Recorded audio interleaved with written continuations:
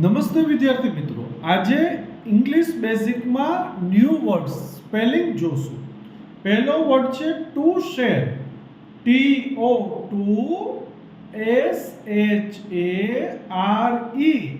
Two share એટલે વહેંચવું. બીજો word છે સ્વીટ્સ. SWEETS.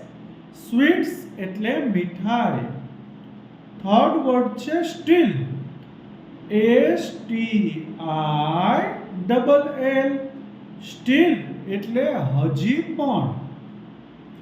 ફોર્થ વર્ડ છે બિગ. BIG. બિગ એટલે મોટું. અને ફિફ્થ વર્ડ છે સ્ટીક. STICK. સ્ટીક એટલે લાકડી. વિદ્યાર્થી મિત્રો, આ સાથે તમે અમારી આ ચેનલને ફોલો, લાઈક, શેર કરી સહકાર આપજો. જય હિન્દ, વંદે માતરમ.